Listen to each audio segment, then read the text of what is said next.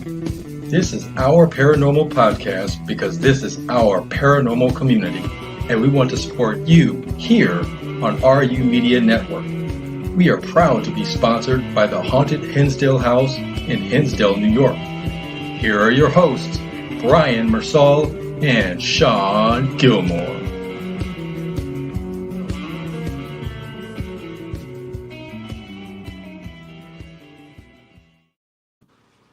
Hello, everyone, and welcome to the Our Paranormal Podcast. It's Brian. Now, Shawn is getting ready for his return. You know, he took that month little hiatus here, and I've heard he's got some beautiful barbecue and some family, but he'll be here in about 25 minutes, which means we get to jump right in to our special guest, Jess.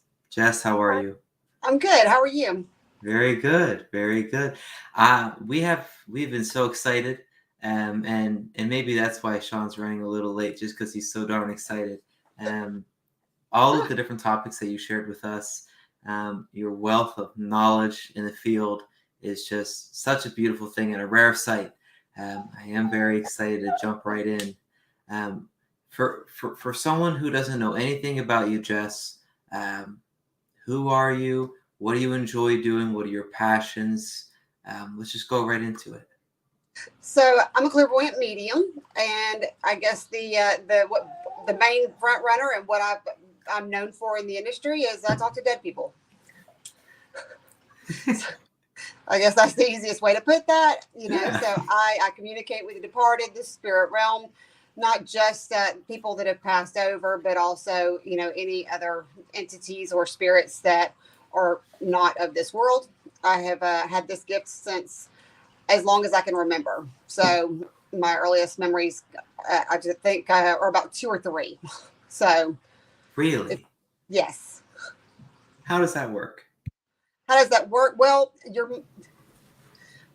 my line is that my mom told me I had a great imagination. So I was like, but I have vivid memories of seeing spirits and entities that would come to my room and would either just stand there and look at me, or they would say things and it would scare the bejesus out of me. So for the majority of my life, I actually would just open it and close it because it would freak me out. Well, yeah, I mean, I would absolutely be freaked out too.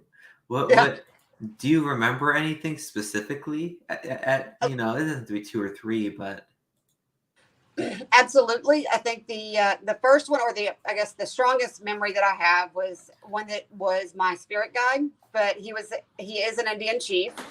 He would actually circle between my bedroom, my brother's bedroom, and my sister's bedroom. He would come in full Indian headdress. He also had a hatchet he would carry at his chest, and he never said anything.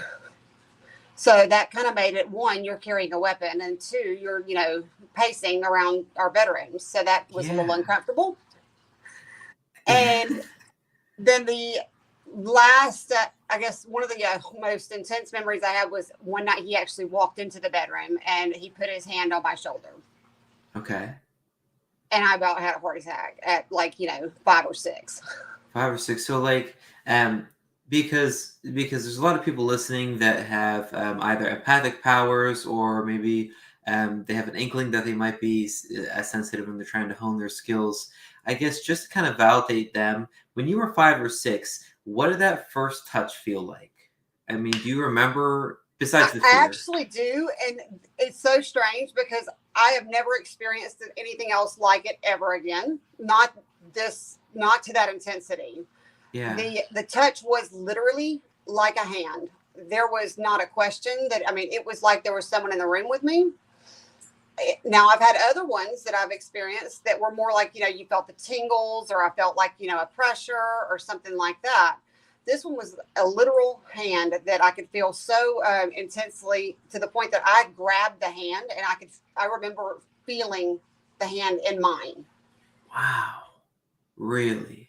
Yes. And so that probably aided in the, stressful of that situation. The only other time that I have felt something quite that, I guess, real, or even just so I mean, it was so, there was no doubt that it was a hand, was Yeah. after my father's passing, and it was my dad. 100%, right? Right. Oh, yeah. And it was wonderful because I was like, oh, I needed you in that moment. Yeah. Now, for everyone who, again, in this realm that, I mean, they don't even have to be sensitive. People that aren't sensitive or people that kind of are, how would you describe, because was that like the first family member that you like got like contact with, after their passing? Was your dad, or? My dad was the one that I would say was that when my dad passed and some other situations were going on in my life was when I went through my dark night of the soul, which if people have not ever heard that term, the dark night of the soul is what people that are gifted will go through. And it's generally just pretty much equated to hell on earth. Oh my And gosh. you're going through a lot of crap. And so it was my dad passing and a bunch of other traumas in my life. And that's when I could no longer shut my gift off. And Oh, so, yes, dad was the one that I would say was the first one that I was close to. Now I had experiences when my grandmother passed. She Yeah. was a lively one, but I was not at a state in my mind at that point to be open to Mhm. her communication for a little while because I was really, really close to her. So, but when Yeah. dad passed, the gates and the floodgates, I feel like just kind of went to where there was no more. I could not put the buffers or the blinders or anything else on anymore. Yeah. And so that's when I became, I guess, a closet medium is what I called it. Okay, yeah, because now I'm not, I haven't taken the time to, open my third eye, quote unquote, or like, really Right. work on, yeah. But every time that I, get advice from anyone, or anyone's giving advice, it's always when you're starting to practice the gift, one of the most important things is grounding and making sure that you can control it. But what you're saying is there's a time where you can't control it and it's always on. Is that what you're Right. saying? And that's what I experienced. And it was because I had avoided it for so long. Yeah. And I ran from it for so long. And because of the level of me being able to tap into that other realm, once it all kind of opened, it was open and I had no guidance as to what to Gotcha. do with it. Yeah. So you're right. Grounding is generally my 101 when I meet people and they're like, how do I? And I'm like, first, know how to ground and protect yourself. And, to set some boundaries of what you want and what you can handle.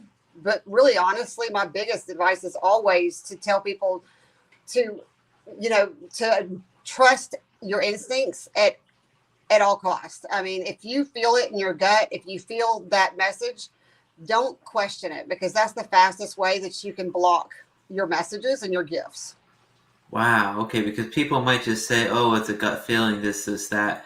But that's kind of Right. everything. Wow. Well, the gut feeling or the gut instincts, those are all a form of a gift. I mean, it's, what a lot of people equate to clairsent or to empaths, Uh-huh. and they're like, oh, they have good gut instincts. Well, it's not, there's clairs that are out there. They're called, clairvoyance, clairsentience, claircognizance. And generally people that have that empath type energy are really clairsentient. Someone just dubbed it a different term for some reason because I don't know, it was easier for, I guess, people to connect with. Okay, but some of the viewers might be just, hey, I like ghosts, I like ghost stories, Yes, I like blah blah blah, absolutely. and I'm just trying to get into the field. But now, you didn't just throw out psychic or clairvoyant. I mean, you're throwing out so many terms. Can you kind of go through the spectrum of, what specifically is a medium, clairvoyant, psychic, like what the levels are, just to give people like some kind of guide? Right. So there are different, I guess, different types of, gifts and different, forms that people can actually connect with. So Yeah. people that are clairvoyant, it stands for, just they're pretty much going to be able to have a connection to all. It's clear knowing is what it is. They will actually is what clairvoyant stands for. And Okay. you can have multiple gifts. So just because you're clairvoyant doesn't mean that you're not also like claircognizant or clairsentient, which, the clairsentient is going to be like clear, your senses. So anything where they taste, they smell, they, feel, it's all about the senses within those. Okay. People that are psychic are going to be people that can actually connect with messages from the past, the present, and the future. And mediums is just a term that's used when it comes to being able to stand between two worlds. Yeah. So, we're in the middle of Earth, and we can stand also into the realm of the spirit realm. So that's the reason that they dubbed the term medium.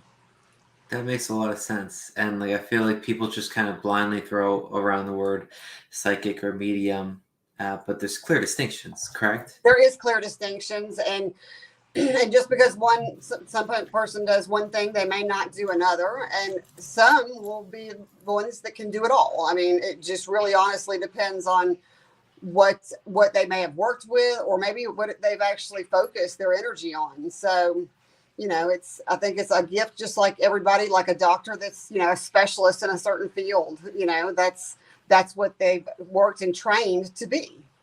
Yeah. Now, let me ask you this, Jess. I mean, you've been doing this for years, and, you're talking about different spirits and whatnot, or not spirits, different specialists and whatnot. Right. Over the last few years, what's been the most unique specialist or gift that you've come across that someone's had? That's a good question. I'm trying to think here as to what's one of the most unique gifts that I've seen that somebody has. I think that people that can connect with the terrestrials, which I'm not, I know that's not always something that everyone believes, but there are certain people that can connect in with the other realms that are actually be able to reach into and have direct communication with aliens, extraterrestrials, whatever you want to call them.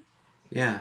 And the amount of information that they can sometimes bring forth about your past lives, or even just things that you've experienced in other realms, is interesting, to say the least. Yeah. I had one that recently did a message. She did a message for me, and she pinpointed it all the way down to connecting me to a place in the sky that I had never spoken a word to a human about. Okay. That I look at constantly. And she was like, you had some origins from Orion's belt. And I was like, I'd never spoke that in my life, but she, and I was like, that's cool.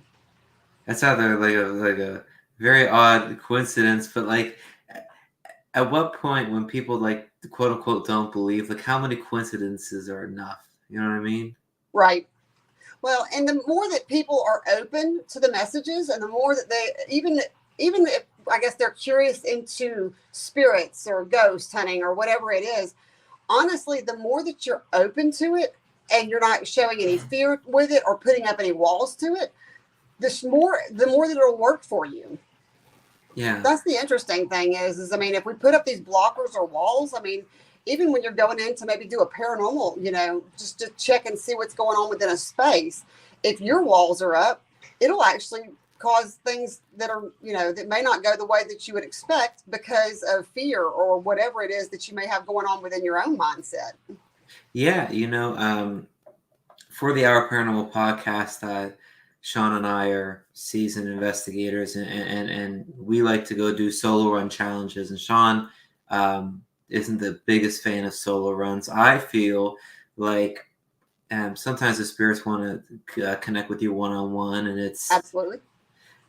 And so, like, we went to Madison Seminary, and we picked 4 quadrants, and there was always something that we had to do. Besides, we did like a little duo investigation for the podcast. We did a little podcast there, and sometimes we had like you had a blindfold or noise canceling headphones or both, or do it with or like bring a haunted doll on the rotation with you on the solo run.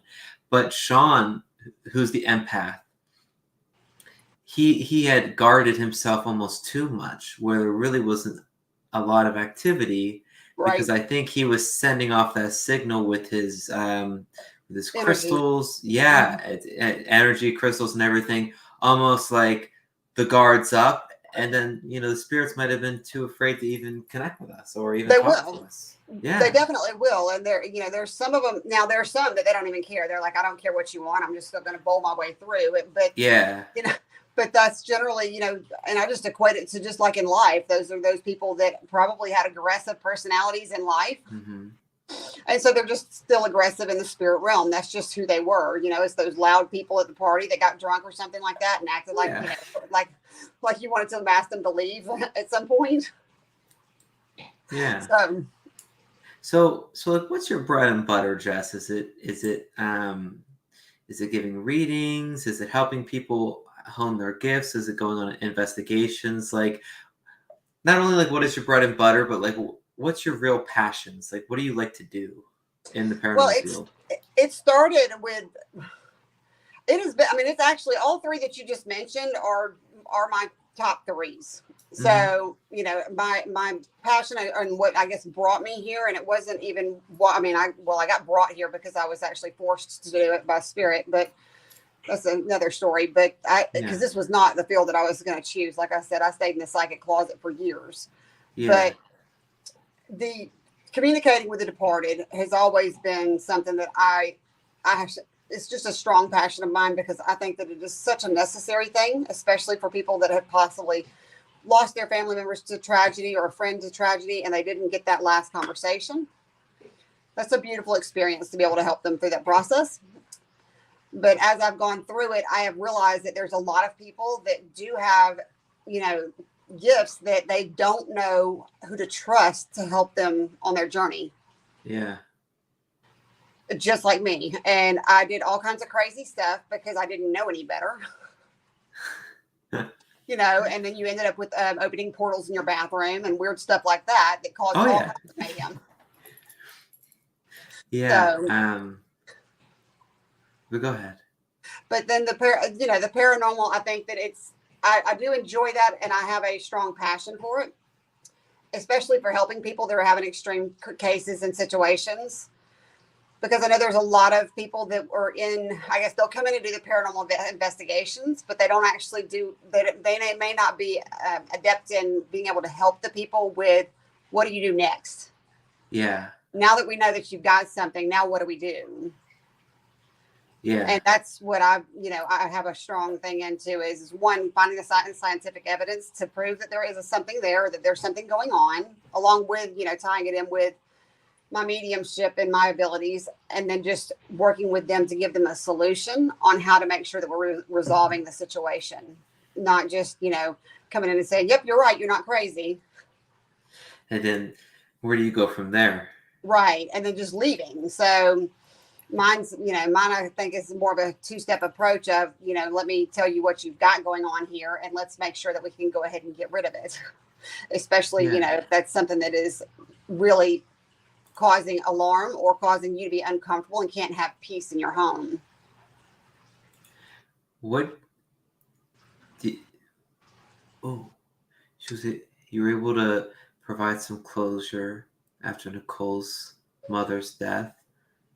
There's actually a lot of people that are grateful for you and your gifts that are coming through in the comments. Nicole's was interesting because Nicole's session, I was actually, because I am a transconfiguration medium where I can change, my face will change sometimes, like, the movie Ghost with Whoopi Goldberg.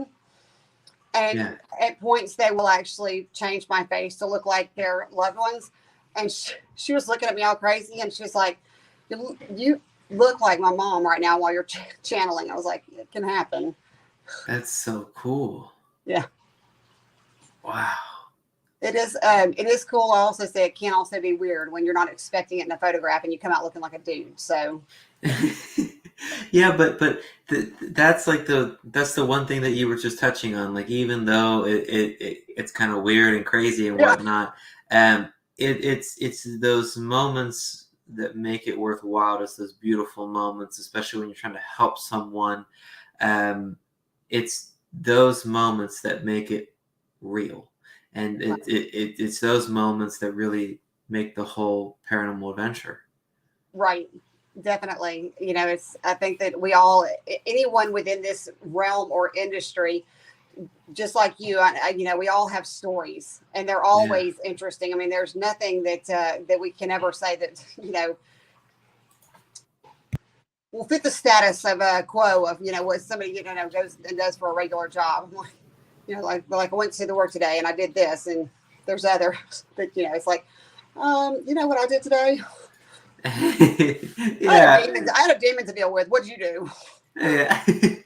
Now, I mean, you are dealing with family members, departed sons. You know what I mean? So, like, how does one that's just starting out honing their abilities? I mean, how do you get them ready for these very serious cases? I mean, It's a journey. It is a journey, and that's what I guess is what I always tell everyone is to, just because you see somebody that's doing certain things and doing certain things a certain way, trust your journey and trust the process, because if you ever try to force it and escalate it and move it real fast, then, more than likely you're going to end up in some situations that may be a little bit outside of what you want to deal with. Yeah. But my favorite, I guess, thing that I recommend to people is, when you're starting to want to open up to communication, sit down and write a letter to your guides and to the spirit realm. I know that sounds so weird and possibly a little crazy, but if you have a friend that you would talk to and you would kind of have, like, I guess, issues with boundaries in the relationship, why wouldn't you have boundaries with the relationships that you have in the spirit realm? Yeah. So sit down and write it out so that you're saying clearly, this is what I can handle. This is what I can't handle. And you know what? When you show me repeating numbers, then I know what you mean. I know the messages you're sending to me. Or when you send me, feathers that come up randomly, then I know what that means. You're telling them, hey, I understand this language, and maybe this language doesn't work for me, or I don't want it. Yeah, and this is the best way to communicate, because if you are, like, whether you're like, they're the guide, essentially you're a team. Right. I mean, you are a team. And so, I mean, and you would do it with anybody that you have any relationship with, if it's a spouse or a loved one. I mean, if there is something going on, you'd sit them down and you'd have a conversation. Yeah. And I just need to brag about you real quick. Crystal says, I lost my son in February. He was 28 years old. It was a complicated situation, and there's no words for how amazing my experience has been. Jess literally brought me a hug from my son when I needed it most. Jess said, I love you, Mama, just like he would, and hugged me like he would hug her. She's truly been an unexpected gift for me during this time. When you hear testimonials like this, and you get to see firsthand the kind of impact you have, what goes through your mind, and, like, how do you consume these kind of words? They're humbling, to say the least. And what I've always, I guess, said is that I am truly only a vessel.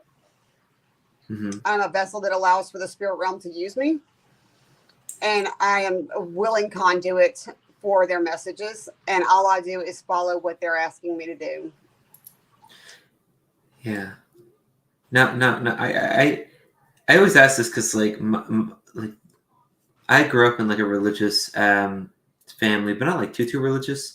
And I have, like, a lot of people that I feel like today's society is, like, probably maybe statistically kind of, like, shifting away from religion, or, like, maybe there is no afterlife, or, like, there's no, like, quote unquote concrete evidence for someone who's not sensitive. You know what I mean? Right. And so, like, a lot of my personal, like, outside of the paranormal community, struggle with, is there just blackness, or is this just, like, black after death? Is there something after?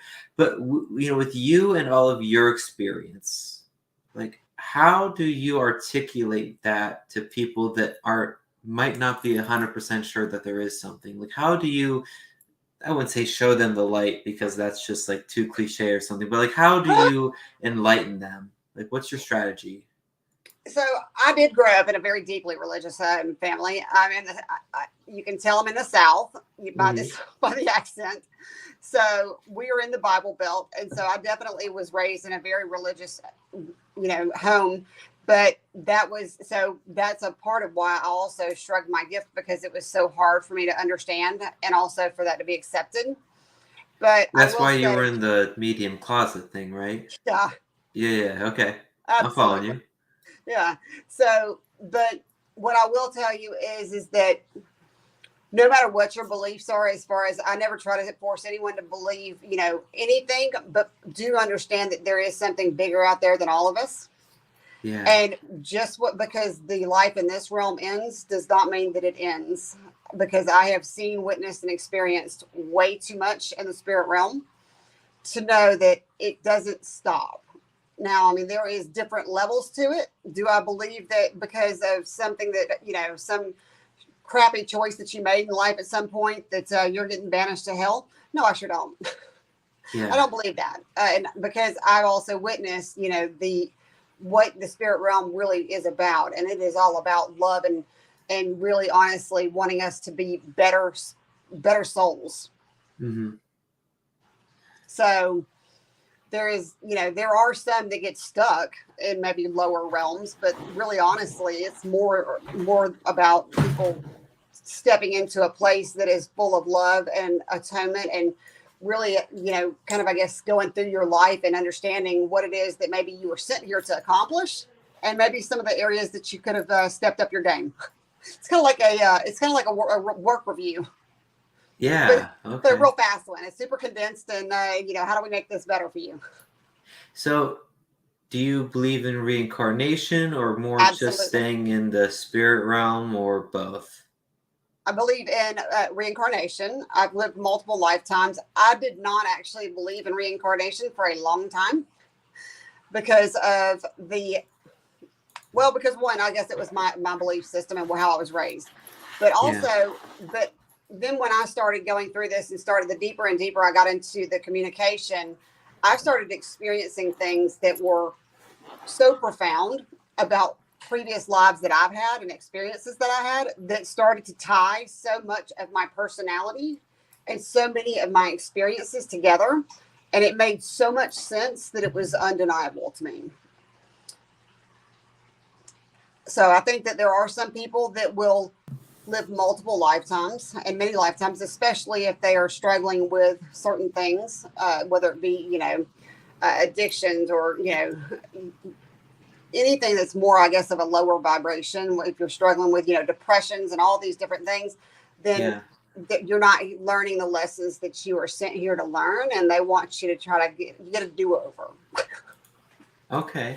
That's, I don't know. It's just so much information to digest. I can't believe it's already been 30 minutes because it feels like we've been talking for like 3 hours. Wow. Well, it's a lot to process, I guess, when it comes to, there's so many different components. You can get on so many rabbit holes in the spirit realm. Oh yeah. oh yeah. That's just wild. Now, how do you? Because like, how do you deal with like co-hosts on a podcast that could just be, so wild and crazy? You know what I mean? Like what if they're like a little too crazy for you? Not like different vibrations, but just like, he's the cool, fun one, just always so crazy, blah blah blah. Like, how do you deal with that? I can match right with their crazy. Okay. Crystal that had just commented. I actually I've done some guesting on her husband. Has a show, and he's a wild and crazy guy. So we match crazy. So Gotcha. as long as they're going to be open to any level of communication and conversation, then I don't. I definitely do not shy away from anything when it comes to any type of personalities or energy. So I just kind of can blend with whatever it is that's, for the event. Oh, wonderful. You need to get with Kathy Santori soon. I feel like your gifts would be beautiful together. And Crystal says, I'm super strong in my faith, and I believe with my whole heart that there's something larger than us, but I do believe in realms as well. And then you've got a photo shoot. Now, before this photo shoot, I got to give you guys a real photo shoot. Oh, God. And it's Sean Gilmore right here. What's up, Sean! everybody? I'm sorry, like I'm so like sweaty. Like I was sleeping crazy. So like my house is 100 years old, and Awesome. we only have window units. So that's actually what I was just doing not even 5 minutes ago, putting in window units for the wife, and we had dinner, the first bourbon and barbecue. However, I was not able to go live because I ran out of time today. It's like, wow, like today was just like super crazy nonstop. My wife got me this this barbecue gazebo thing. It's like a tent, small tent for my grill. Oh, nice. And so I was building that all day. I just totally lost the day. I'm so sorry for being late, everyone. Hey, look, you know first what? show If back in somebody got me a forever, and I'm barbecue- like, Yeah, if I had a barbecue gazebo, I would have probably been late also. So I got a smoker for my birthday this year, and I cried. Nice. What kind of smoker? It's a char grill smoker. So, So the offset like barrel grill. oh yeah. Yes, that's what I learned on. I now have an electric smoker just because I decided I wanted to be lazy when it's time to have a new one. But I also have a charcoal grill because I only barbecue on charcoal. It's the only way to barbecue. Yeah. Oh, yeah. But Jess, Yeah. it's so nice to meet you in person. I'm so sorry again for being late. But I'm glad to be back on the show, guys. I've been on a hiatus. I had a lot of things, and I'm still kind of facing them, but it's in the up and up. So I'm back. So I'm happy to be back. I'm excited to be back. We have some big things planned. Yeah, I mean, Sean's sugarcoating it because he's just training to kick my butt later in the year. I mean, that's just the reality. I don't know. Just I'm gonna need advice are you on talking that about the too. no headshot boxing? I know I've actually, I don't know if anyone could tell by looking at my sweaty mess right now, but I've actually lost 30 pounds since I was Beautiful. Awesome. So, yeah, I'm trying. I'm trying to get better. I got sick of being unhappy. Well, I had really serious health issues that came along, and then I just got sick of being unhealthy. I got sick of being unhappy, and so I'm trying to fix all that, and I'm working on it. And so it's a work in progress, and we're almost there. Soon I'll be doing the no headshot boxing. And I'm scared for my life. Soon I'll be there. My goal is, I haven't ridden a mountain bike since I had back surgery like 8 years ago. My goal is to be able to ride my mountain bike by August. That's awesome. Sean's gonna send me to the spirit realm, and Jess is gonna have to be a medium and like be the And medium find you. between the yes. I'm gonna have to guide you back. I don't know about that. I'll give a few choice words from the afterlife. How's that? You know what? I tell my kids and my wife, like, when I pass, you're gonna know when I'm here because I'm gonna throw pennies at you. I don't know why I throw pennies. I have one. But how hilarious would that be? Just you're sitting there eating dinner, and then all of a sudden, bonk. I have one that used to like hit me in the forehead with them. Really? Yes, I mean I've had one that that was the way he'd come in. I was like, I had another one that had theme music. So every time he appeared, he would actually come in with. He was the only one I ever experienced that had his own theme music every time he showed up. So he would play theme music every time he showed up, and it was different depending on what his message was for that time. So would it like come on like the radio, or did you hear it in your head? It was in my in my head, Okay. but it was hands down every time it matched exactly for the message that had to be delivered to the person that I was about to talk to. Oh wow, that's awesome. That's So wild. it was wild. So they're always entertaining, you know. We had the guy that was in my bathroom that sang about being an asshole too. Okay. Also fitting. I like Yeah, I it. was like, Hmm. okay. So is this one of your spirit guides that does this to you, or? No, these are just dead people Okay. that have come through. One of the one that came through with his theme music was one of my sister's dear friends. So he came through with his theme music. The guy with it was singing about being an asshole, he was actually just a message for somebody that I was going to have a session with. And he showed up early and decided for several days he was going to sing in my bathroom. So the song that he sang, was it that one the Dennis Leary song from the 90s? Yes, it was. I'm an Yeah, asshole. Yes. Yes. And every time I went by the bathroom, that's what he sang. I was like, Yes. man, look, could you please give it a rest? One, the session's not for another 4 or 5 days. So could you please just pause? I think like they have a good sense of humor with you. It seems like you have a fun spirit. I've only been on for a couple minutes. Seems like you have a fun energy, and it seems like maybe they can read into that, so they know that they can have fun with you. Absolutely. So I've always enjoyed when I sit down and talk to them before sessions start, and always asking them what is the message that you want me to start with, and those are hands down. Some of them have been my favorites. So the things that they want me to open up to when I meet people, and I'm like, okay, I've never met this person, and you want me to tell them to not forget their panties when they leave the house. Got it. Okay, let's go with that. Okay, then. Huh. Yeah, but it was a personal joke. It was a private joke that they had. Oh, and okay. she was dead on, and I was like, all right, well, whatever. He goes, she'll know it's me if you say that. Oh. Nice. That's that's awesome. So you're able to validate that through that joke. Right, absolutely. That's as specific as it gets. Yeah, I try to make sure to get things that whether it be either a validation of something that they would only know between them, or whether it's also I will experience medical conditions that they experienced. So I've experienced everything from aneurysms to being impaled to give them that clarification or that validation of, that this is who's stepping forward. This is how they passed. This is something was going on with them. Does it make sense? Do you remember the first time you did that? Do I remember the first time they did that? Yeah, it was just like being impaled or having how they passed. Like, that's just so wild to have that feeling, though. Oh yeah, you would. The impaling is definitely not something I would recommend for anyone. It's not comfortable. Yeah. I've experienced kind of like I'm an empath, so yes. I feel that kind of stuff too. Yes.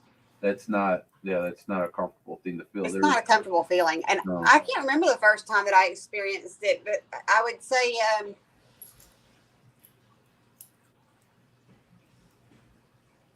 I would probably say the most vivid one that I can remember as one of my earliest people that I had a communication with and was delivering messages to. And it was someone that was brought to my home back when I used to just drink wine and smoke cigarettes on my back porch. And I would, when I was half drunk, I would read people. That was kind of still when I was in the closet. Yeah. And they would, and when I was in the middle of that one, it was a murder suicide. And that was probably the first experience I ever had of like some really intense, like what happened to them. Oh, wow. Like it was a lot. Wow. So when you connect to spirit, are you able to just kind of like tune in and connect, or do you use like some sort of a tool, cards, or like there's my wife watches this one kid that goes and reads celebrities. He draws on a pad of paper. Yeah. He does automatic writing, or is he doing like drawings? It seems like he's just like kind of like drawing and like writing stuff, and as he's like drawing and sketching and scribbling, he's like tapping into spirit. Right. Yeah, that's there is, because there's also, what is the other medium? The one with the black hair. She does a lot with Jack Osborne. Oh yeah, Long Island Medium. Yeah. No, the black. No. She's got black hair. When not the Long Island Medium one. No, smart. I don't know any TV shows. I'm sorry. See, they know the Hollywood Medium. That's who I was talking about, Henry Taylor. Yeah. Okay. No. And then let's see. Jack Osborne works with, what's her name? Gosh, honestly, I haven't watched that show since Nick Roth left it. But let's see. Sorry, Jack. I don't mean to on your show at all, or you. But no, it was. She also does automatic writing a lot of times, and I'm trying to remember, what her name was, but. Anyways, so a lot of times anyone that can that'll start writing as far as like to get different messages, or they'll start drawing things. It's a form of automatic writing. It's the way they connect with spirit, and it's the way they get messages. when I first, I guess, started really trying to make sure that I was not completely off my rocker and was trying to make sure that I was getting, accurate messages, I did use pendulums in my very early stages. And that was because I was really because I was so confused as to how to really listen and understand all the different messages. So I did that for, I guess, the first little bit, but I don't use anything anymore. I will use tools, but it's only generally because they're fun. But if I'm connecting with someone's loved one or a spirit or whatever else like that, I generally will just start delivering messages and spitting stuff out. Is there anything that like helps you out with it? Like maybe like crystals or anything like that? I actually read crystals. I will Nice. use them as a form of my divination. And, wow. but I do, no, I generally don't even hold it. I wear a lot of crystals, but that's only because I think they're, they're pretty. But no, it's, it's not one of those things that I have to actually hold them or need them, to actually communicate. A lot of times I will use psychometry. Where I will request. So if I'm doing a mediumship session and there's somebody specific that they're wanting me to connect with, I do ask them to send me, a couple of photos of who they want me to connect with, but with no information. Obviously, I don't want their name. I don't want their relation to you. I don't want anything like that. Just send me the photograph. And that's generally because I want to make sure that when I'm getting into a session that I can tap in quickly and get them the messages as quick as I possibly can, to maximize the time. It's not necessary, but it does help me to make sure that we kind of cut to the chase and really, let me bring that person in fast. Right. That makes sense. That makes a lot of sense. Because like I went through a whole period. I'm still learning, but I kind of stopped a little bit because it got to be a little bit intense. But I use a lot of crystals and pendulums. I got all that stuff here. I got into scrying mirrors for a little bit. I got that here. Okay, I want a scrying mirror. I do not have one of those though, so I'm a little jealous about that. So I have a room full of what I call my woo-woo stuff, and I have all kinds of stuff. But it's just fun for me to, it's just fun to play with, just like paranormal equipment. I've got EMF detectors, and I've got all the other stuff. But really, honestly, it's just because it's fun. But I don't have a scrying mirror. But like I agree with that though. Like me, like I connect a lot with the earth. So that's why I think I worked well with crystals. So I like to try new crystals. The latest one I just bought is actually a tanzanite. I got a rough tanzanite. I love tanzanite. I got a rough tanzanite, and they're actually really they're going to be rare. They're not quite they're mine. They've been talking about the mine shutting down for the past 10 years, but there's only one mine. Yeah, I know. But that's why tanzanite's also getting so mega expensive. Yes. I got really nice. I got my little. So. I don't have a scrying mirror or those crystals, but they look cool. Let's see if I can show this off. Yeah, I've got this one. I just got this like a couple weeks ago. Oh, wait. Yeah. Oh, don't get too close to my face, Here, hold on. Let me put my. I can try this. Yeah, it's always so hard to show them on camera because I totally feel your pain right now. I do it to my students all the time. But yeah, that one's pretty. I love tanzanite. Like I actually learned. I worked at a K Jewelers a lifetime ago, and did sales there, and that's where I learned about tanzanite. And then I started getting into spiritualism and all that, and got more spiritual. And so then I learned, hey, it's not just a polished stone. So I've got all of these. These are my I keep my my special stones in here. I'll have to send you a picture of my office with all my stones because it is literally wall to wall. It's actually no longer just in my office because it doesn't fit in my office anymore. So yeah, I love it. But mine started out with a friend of mine giving me a couple of crystals just because she wanted me to have them and she thought that it would help me when I was, doing messages and things like that. And when she first gave it to me, I was like, thanks for the rock. And I was like totally not buying into it, but I kept them in my pocket because I loved her and I thought that was, just I needed to do that.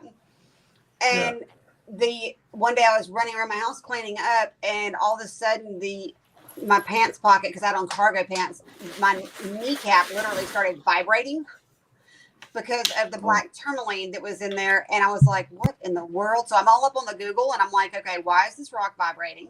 And I found, that there are, of course, high vibrational stones that will actually can be activated at certain points. And I was like, and it was like, just a lot of times it's to send you a message or to give you a warning. And I was like, well, this is a protection crystal and I don't have anything that you're warning me about. So this is, whatever. I don't even believe it. And then my phone rang and it was somebody calling to the same friend that gave me this stone. And she was calling to say that her daughter had been playing with a Ouija board and she needed to bring her over because there were some dark attachments that she was dealing with. And I was like, see, look at there, Rock. You had some information. What's yeah. up? Isn't that crazy? That I was at a Zach Brown band concert with my wife, and this was like soon after my back surgery, and I had a rough emerald in my pocket because that helps with healing. Yeah. And I was talking to the lady in front of me. I mean, she was bald, and I mean, I knew that there was something, but I didn't really put much thought into it. I was at a concert. I was buzzed, and something just told me that she needed this stone more than I did. And I said, ma'am, I'm like, I know we've just been like talking a little bit, but I just feel like you need this. And I handed it to her. And she's like, is this an emerald? And I'm like, yeah. She just started bawling and told me about how she was fighting cancer and how, I was like, oh my gosh. So that was a really intense experience. And it's just weird how when like spirit and can talk to you through that way. Yeah. Well, that's it's you listening to whatever it was that, you're getting tapped into your intuition and you were like, oh, okay, yeah, this is, and I'm going to go with it. And that's what we were talking about a little bit before you got here is about how to really, connecting with your intuition and how to make sure that you're able to receive the messages. And that's the number one thing that I always tell everybody is that when you feel that there's something that you're supposed to do, or if there's something that you kind of just have that gut instinct to do, the more you listen to it and do it, whether it makes sense to you or not, it will strengthen the bond between you and your guides and actually really catapult that to where it will help you with that communication. And because they're like, hey, look, they're listening. That's awesome. And they're going to actually do what I'm kind of guiding them to do. So I'll give them more messages. But when we ignore them, it's like, it's like that friend that, you ignore their text or send them to voicemail all the time. Eventually they stop. That's true. That's one thing I really struggle with, honestly, is trusting myself. Yeah. And how would you say is a good way to kind of like work with that is like trusting yourself? I mean, one reason why I kind of back off too is because there is an investigation years back where I listened to my intuition and I was told to put my hands on someone's shoulder and shield them. And it's very specific. Right. And as soon as I put my hands on her shoulder, she snapped out of what she was doing. And everyone got mad at me. What'd you do that for, Shawn? You just totally ruined the whole experience or whatever. I was just like, there is something negative happening here, people. And I was listening to my intuition. And this is what I did. And then the rest of the time, everyone was just mad at me. But you know what, though? Them being mad was a couple of different things, which it had nothing to do with you. One, it was that outside influence of what was trying to attach to her at that time. Mm-hmm. Literally, that energy went like that and then affected everyone else. And what you did that time was what you were supposed to do. And so it was necessary, or it would have just jumped her like a spider monkey. Oh, she was already Yeah, no, she was getting there, and it was not. Yeah. It would not have gone pretty. Yeah, it would. That's kind of how I felt it too. But they still give me crap for it to this day. Well, they still bless don't the hearts. So, I mean, it just kind of is what it is. But it's just like it's weird, and I don't want to do that. I don't want to like ruin anyone's night, and I don't know. It's like all that. Like it's a mental game. A lot of it. Absolutely.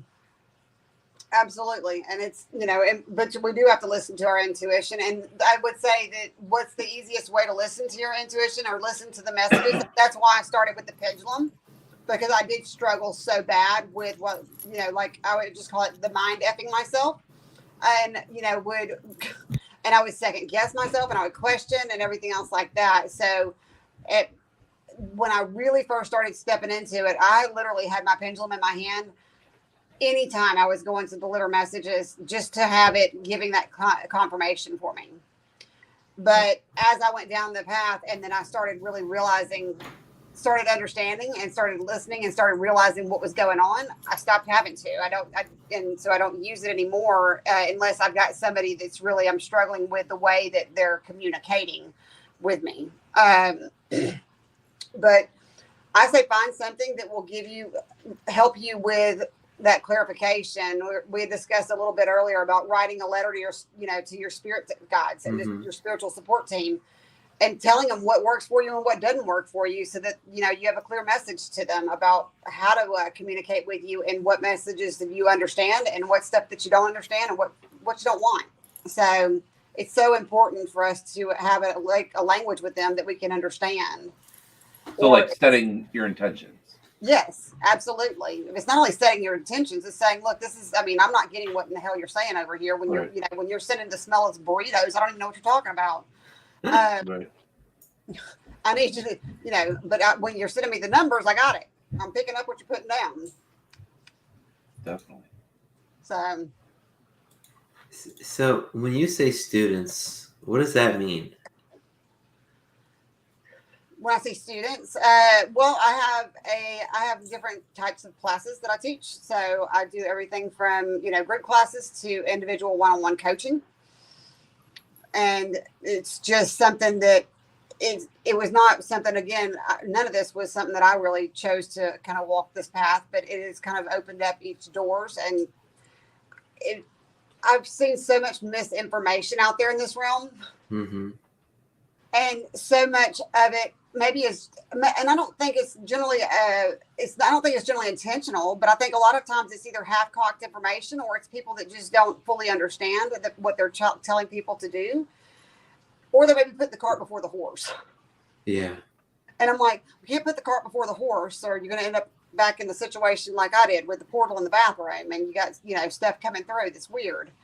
Yeah. So it's, you got to have these, ways to kind of do it safely, and make sure that as you open yourself up and start walking into this realm, that you can know what you're doing without just really getting yourself into a world of chaos. So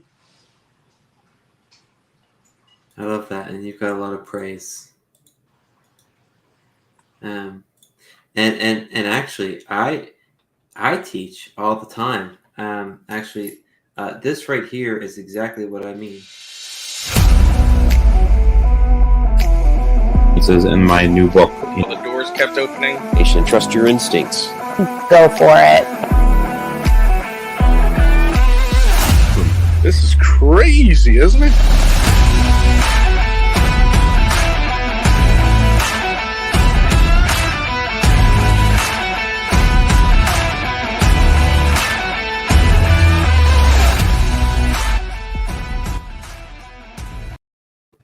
No, I'm just kidding, Jess. I'm not a teacher, but we have. y'all are doing stuff that's teaching people every day. Oh, every time you do a podcast, that is still a form of teaching. Yeah. But this is the most important teaching right here, which is the message you're about to deliver. This is the part of the podcast where it's called Into the Abyss, where we ask you 13 fast fire questions. You got to answer them as quickly and as thoroughly as possible. Are you ready, Jess? Do I get a grade? Oh, you already got an A. Don't even worry about it. I already got you, girl. All right. I'm going to give you number 1 and number 13 as a reference, okay? Okay. Are you ready? I'm ready. All eyes on you. My man, Shawn. It's been a minute since I heard it, brother. All right. Let's do it, Jess. Number 1. What's the most memorable investigation moment you have? The most memorable investigation, I would hands down say when I got to channel a spirit that was a woman that had passed, and she had been trapped in the same place and kept coming back every year on the same date because of her experience or because of what happened at that property. So there was a video that was taken of me at that time. It was actually, I showed her face, and it was her her voice, and I was able to channel her and be able to get her to cross over because she just needed her story heard. Okay, now what is the connection between the spiritual realm and aliens/outer space? Oh, you're gonna have to clarify that one because I mean, you start the spirit realm and the aliens in outer space. Because I mean, I think that's there's all different levels to the spirit realm. So I can still say that. Yeah. So there's different levels to the spirit realm, and I mean, it doesn't mean because of the spirit realm that they're going to actually be tied to the aliens. So, but I do believe that because of the aliens and their love, that they will actually a lot of times be more open to the spirit realm and also that connection. Maybe that makes sense. Yeah, no. I'm following you. What is so special about your wonderful necklace? It's labradorite. So one, it's shiny, so that's great. You know, Yes. I love shiny shit. So that's definitely number one. And also, it helps with psychic and intuitive connection, and it can also help with protection. So I got you. You said that was called what? I'm sorry. labradorite. Oh, it's a labradorite. Okay. Yeah. I'm familiar with that. Now, how does one keep their psychic/clairvoyant abilities sharp? Use them, just like riding a bike. So the more you do it, the better. The more you're honing them. Yeah. Now, what is the key to having good paranormal work-life balance? Oh, sorry. Laughing's not the answer, right? Can I answer this real quick? My answer is less real work, more paranormal. I'm down for that. Well, I mean, that's all I do anymore. So as far as I live in the spirit realm constantly, day in and day out. So it's full time my job. So honestly, though, I believe that we all have to at least remember and stay connected to the relationships that we have in this realm. So just because we do work within the spirit realm, that we don't need to lose our relationships with our loved ones here, and we don't need to make our relationships here all about what our work is about. Because just like, you know, your friend that has this, you know, job in, you know, I don't know, computer engineering, you don't want to hear about that all day. So we have to remember to be human. Baseball. Gotcha. Okay, so Baseball, yeah. Why would you recommend people start their paranormal adventure? Because I think that it opens you up to so much. And I think the more that you open yourself up to the unknown and start to really tap into what else is out there besides what you're really seeing with your eyes, can open your whole world into a whole different place. And it is just a journey that no one can ever say that they will regret if they do it the right way. 2 of your paranormal pet peeves.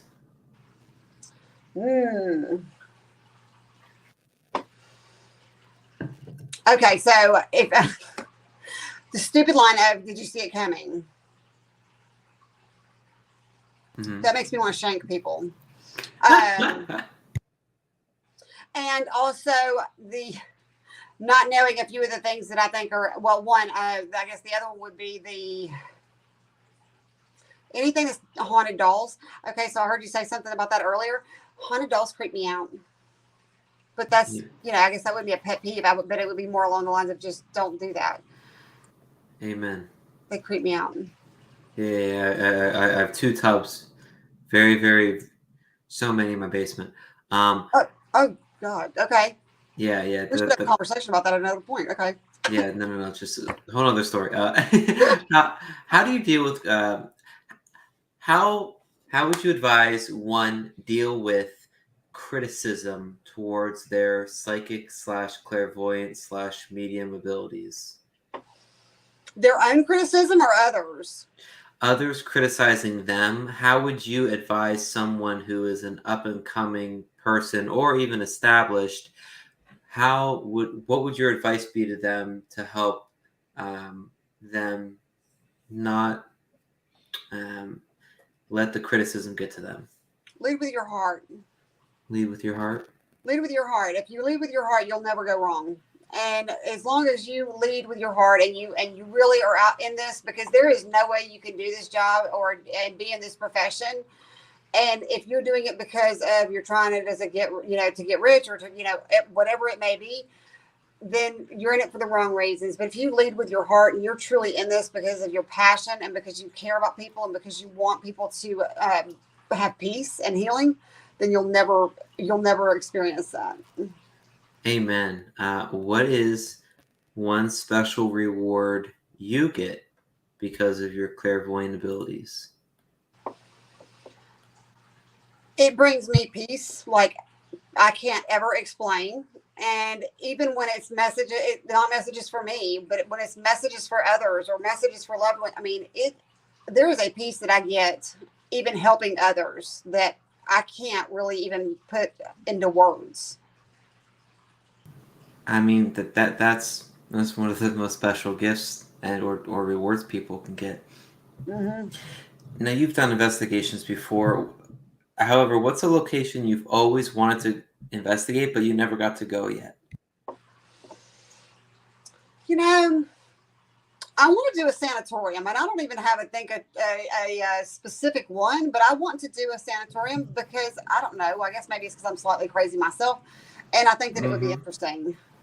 Oh yeah. Everyone's got a bucket list. You know what I mean? Yeah, that would by far definitely be one of the ones that I think would be that or a jail of any, because I think that both of those have such strong energy in them that it would be interesting. I love investigating jails. I don't know what it is. I can't stand hospitals, but I love jails. Oh, Yeah. You're gonna love them. You're gonna love them. What is the best way to have meaningful? I wrote these, and I'm even saying ooh. What's the best way to have meaningful conversations with a spirit? Well, I think that if you're having I think that goes back to making sure that it's about what it is that you need, what it is that that maybe they need. Why? It's just like any relationship. So have a conversation with them. I mean, a lot of times that people think that people are being, rude or they're being mean or whatever else like that. Well, maybe it's they're not being heard. I like that a lot. I agree with that. So you've got a lot of wonderful items behind you. What's the most sentimental item that's behind you right now? The most sentimental item that's behind me right now. Oh goodness. I've got a huge one that's over here that I will say is from a friend of mine that is departed. And he gave it to me before I left my last city. And that one's probably, it makes me think of him every time I walk past it. So that one's probably the most sentimental to me. That's so beautiful. A lot of the other ones I purchased myself. So, but that one's kind of sentimental. Yeah. Plus I have a few for my grandmother. So those are all sentimental. Yeah, all of them. Now, Jess, over the last few years, you've been able to cultivate a beautiful paranormal community. I mean, you could just see it in all the comments how much people appreciate your kindness, your gifts, your education. If you had one message that you wanted to give your paranormal community, what would that message be? For some reason, the message "love yourself" is coming so heavy tonight. Yeah. Love yourself. Love yourself. Care enough for yourself to take care of yourself. And, if there's something that you've been running from or, denying or ignoring to do, then if you won't do it for yourself, how in the world can you expect that someone else is going to do it for you?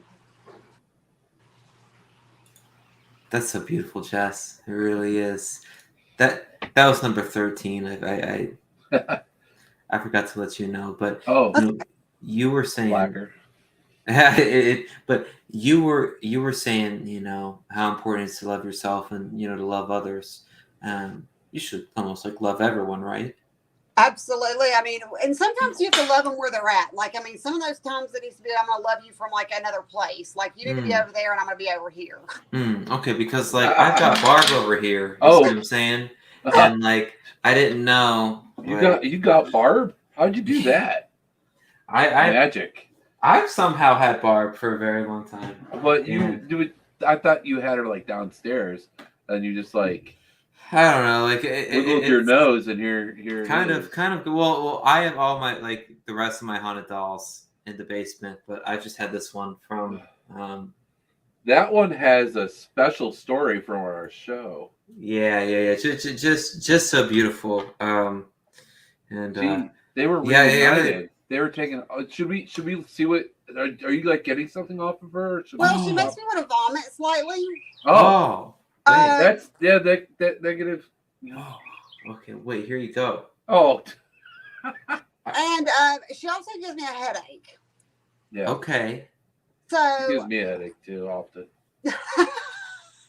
No, like seriously, like I the feel bad energy. because you know what? The weird thing is, I actually had a doll like that when I was a kid, but she didn't make me feel that way. But absolutely, and I feel like that there is a lot of energy that is tied to her. That is just. And you just hold her like she's your best friend. I mean, like I'm They are throw her up on your shoulder and like it'd be a moment for y'all. They are besties though. He brings her on every investigation. But when he does his solos, he brings her with him because then he's not really alone. It's like your girlfriend there, but it's I wouldn't say that. No. I don't know. She likes you a lot, so I mean, it could be there. So yeah. Might be one-sided. It might be one-sided. Look at this. Look at this, Brian. Look who just came on as you're holding up Barb. No. Look at that. Like seriously, there is this like crazy connection between Barb, you, and Joe. I mean, it is absolutely insane. And I love it. I love it. That is so great. Like, holy crap. Like dude, what are the chances? That's like, okay. Just my really phone weird. dinged and your show popped up and boom, there's Barb. That's okay. What? So that's really weird because Barb wanted to say hi. Yeah. Before the show, we were talking about how I was the president of the Paranormal Research Group at my college.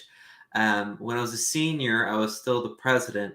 And one of my last executive orders was to grab, to go get a doll from Target. And I got a Raggedy Ann doll. And we would bring Barb based off of the character from Stranger Things. Okay. Actually, it's just random facts anyways. But we brought on like every investigation since then. And when I left, apparently they went to a place in New York. It got out of hand. They were saying that it was Barb. So they just gave her away to people that knew of a really cool, like a haunted museum that would be able to take care of her. Right. I was so upset. I was like, homies, if you got possessed, like I wouldn't just leave you in New York. You know what I'm saying? Like, well, yeah, that's kind of rude. Yeah. Like we're all part of the same team, but they just gave her away. So we just couldn't find her for years. And then like what are the odds? I'm the co-host of this show now. We're just talking about haunted items, and I bring Barb up. I'm like, R.I.P. Barb. Don't know where she went. This is that. And Joe from Oddities. Oh, hey, I have your doll. It's like, what? What? What do you mean you have my doll? Yeah. No, and he just had it for years, well documented. I mean, as far as we know, this is Joe's girlfriend. I mean, if you're just throwing that around. Joe's a married man, I think, isn't he? Well, I'm going to be a married man, Sean. What are you saying here? Oh, my goodness. Next week. Yeah. Next week, you guys. Brian's getting married next week. It's next Saturday. Is it next? Yeah. Next. Well, it's not this coming Saturday. It's next Saturday. It's 5/7. Anyways. What? Am I missing a day? It's not uncommon for me to lose like a week. It's not. The strangest thing is, Jess, we bring this up, and Joe's phone dings, and he just pops in the show. Of course, when we're he's like, "What are the odds, guys?" What are the odds? No, that's absolutely insane. His phone. I never bring this doll, and he turns on our show, and boom. This is the first time on the show that I brought her up. I mean, anyways, we got it with Joe. No, seriously, it really I haven't seen her on the show. I have never showed this doll on this show. It's insane. And so like seriously, so Joe, like if you could, did you just turn on the show at Brian's Yeah, Joe. We're gonna need a little confirmation here because this is Like getting did a you little turn weird. it on and then there's boom, just Brian and Barb there, or was it like all? I just needed because like for me, if it was just Brian with his freaking solo. Oops, I just removed him. Sorry about that. I meant to do the solo thing. I'm rusty, guys. That to me would just be even more insane. But all of it, either way, I mean, it's synchronicity, right? It's absolutely. Joe's my this favorite. Is spirit at work. I mean, it's awesome. He was able to coordinate and get and reunite y'all. Yeah, Right. yeah. But like this has never been. This is the first time I know I had her up here. So I say hi to Joe. What are the odds? This is getting weird, Jess. Whatever you're doing, Jess. Right. Still can't get weird here. So you got her back, and now y'all are friends again. So yeah. But you experience things at the house with her? Okay. No. Still. Okay, because I was gonna say. I mean, I don't we're both trying to kick on at the same time. I'll stop. It was just Joe saying, "Yep, yeah. There it is." Just that's still weird. That's amazing. No. I mean, we bring her on investigations, and I don't know, like she's been like kind of low key chill with us. Besides the first investigation back, but I think that's because Lindsay was using her like crystal pendulum to throw more energy out in the. But yeah, I have my dolls and stuff, but none of them are like haunted, right? My parapooch, that guy behind me, he's got some residual energy just because he's been on so many investigations, but none of them are haunted. This is a long gone doll designed by refurbished by Terry Long, but none of these are haunted. I have this guy here, who's a big part of my childhood haunting, but it's not haunted. It's still just a doll. I think it's creepy though. I'm sorry, Jess. We're just throwing all these creepy dolls at you. I had a place that I went that had a haunted rocking horse that would follow people around. What? Ew. Yeah. Why? Yeah, and they were like, "We're gonna burn it." I was like, "Please don't." You're gonna release it in the air. You know what That's I mean? what I told them. I was like, "Do not do that." Like it drives me crazy when people get like haunted things or things that they think are cursed, and they just want to burn it. I'm like, that's not the right thing. Yeah, please don't do that. I mean, well, if you want to, go for it, but it's going to get weirder for you. Just right, FYI. Right, because what you just did is you just released it from that thing. So if that thing wanted to be attached to you, now it can't be. Yeah. So so let's do some proper binding and right. Proper binding is definitely going to be the better choice. So yeah, lots safer too. Right. So you don't have any haunted dolls, Jess? I mean, absolutely not. My grandmother used to have all these dolls in her bedroom. No, dolls and clowns are two things that I just. And I'm talking about like legit clowns. I don't like either one of those. I can deal with a demon, but don't dolls and clowns. No. Clown dolls. I had a friend that they lived out in the country, so they went with the whole country like atmosphere throughout their whole house, and they have all these antiques. One antique that they had was this clown doll on a tricycle, and it was a good size like doll, right? It was right. It was they kept it on the floor, like right at the bottom of their like basement steps, like right by their little entertainment center thing. And like every time, I'm like, no, I'm like, you need to like put something over that, like put it. I would legit punt that. I would punt it like a football. Yeah, absolutely. Don't you bring up a clown? That's what I'm just going to throw. Brian's like, wait, I got more. Wait, I do. Wait. Wait. Oh, and it's a clown. You guys, I've got this guy. I mean, just they're creepy. No, this guy. Music is even creepier. I mean, I got this guy at like Dave and Buster's or something. Okay, but he's I don't know. He's less. I mean, I don't know. Any of them that especially can resemble something that was like a serial killer is creepy. Jess, I got sucked into that John Wayne Gacy show on Netflix last night. Oh, talk about creepy clowns. Oof. Yeah. See? And then they showed these creepy clown paintings he had in his house. Man, oof. No, he is. That is all creepy. I mean, have you heard about the Clown Motel? That's like supposed. I mean, got all the hauntings that. That's a bucket list place for me, 100%. Now, okay, that's not for me because I'd potentially have a stroke. I mean, I can go. It's a haunted hotel popping up all over the place. The haunted hotel, haunted clowns, right next to a haunted cemetery. Like, right? Yes. Jess, I got the perfect video to show you. Okay, first off, this has been in my family for like over 100 years. Yeah. Okay. And so I set this up. I think the clown up, Barb and Barb the second. We got Barb and Barb the second. Yeah, well, Barb the second was like we just thought Barb was gone, so we got another one. You see what I'm saying? Oh, she thought as though you replaced her. Not replaced. That's why it's Barb the second. You know.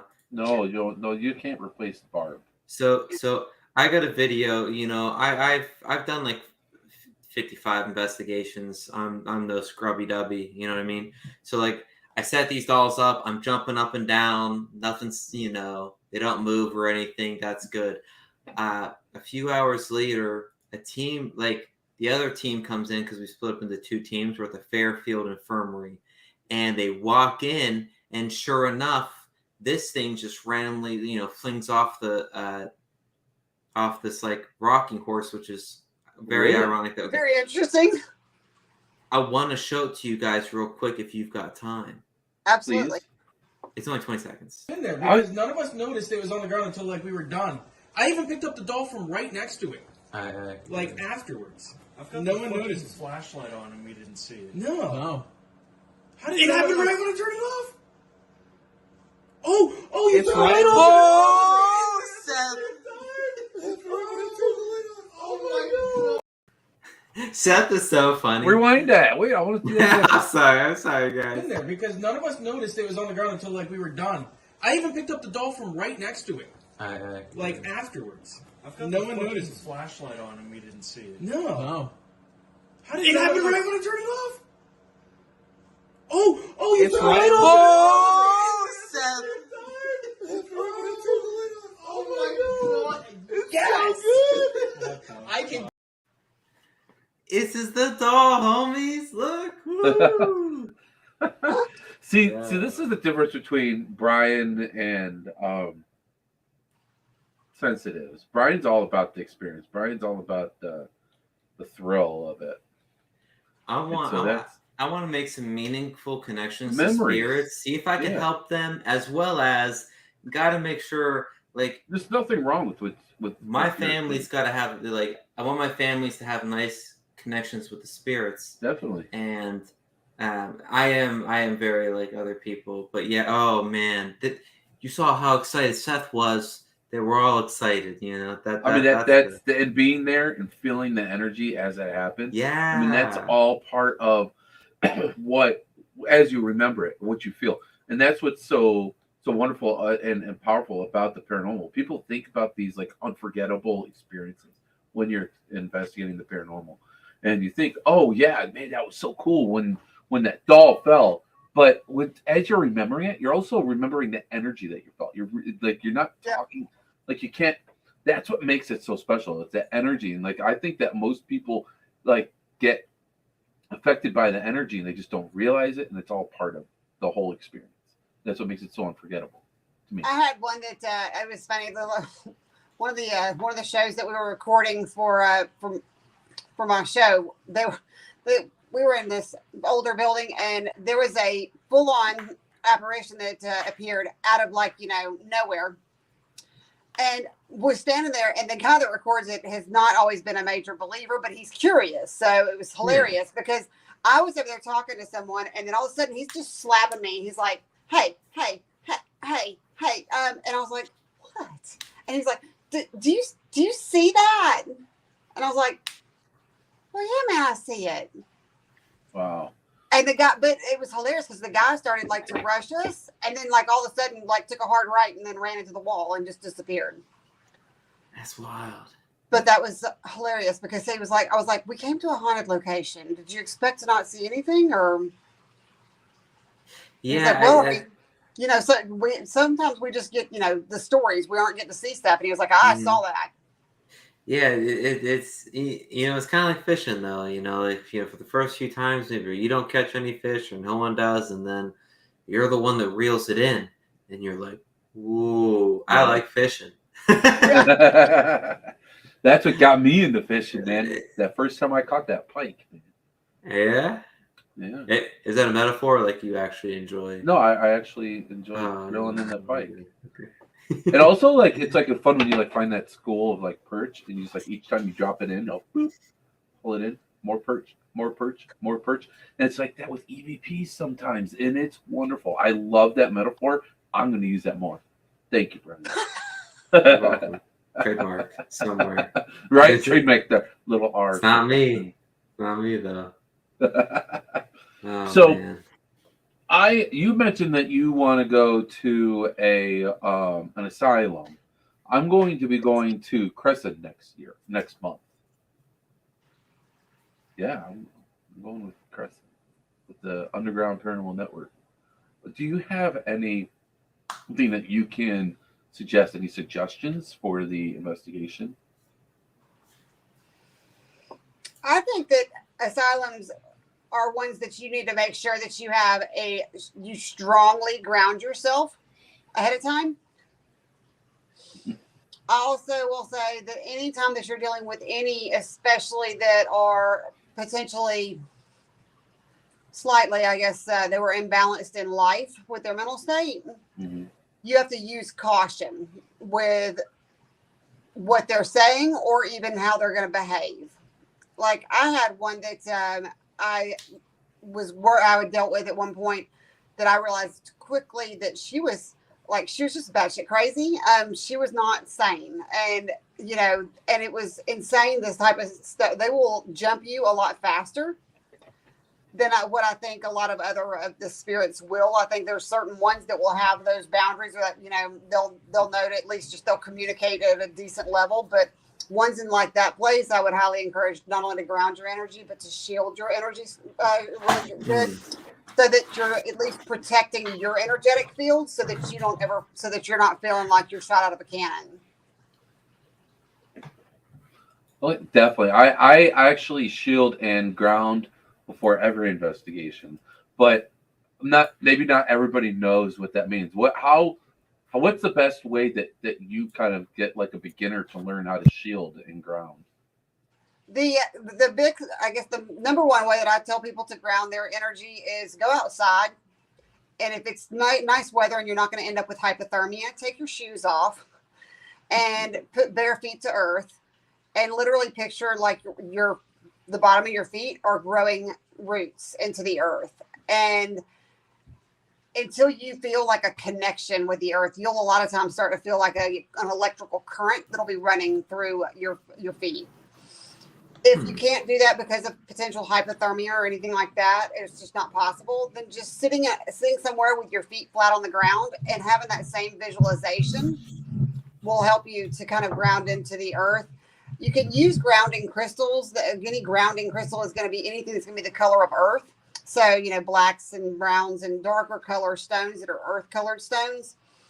But I would never tell someone to only use the crystals, because the crystals are only going to support the energy. They're not going to be the only energy that you need. So if I had any recommendations for grounding crystals, I would generally encourage either shungite or black tourmaline. Those are both great for that.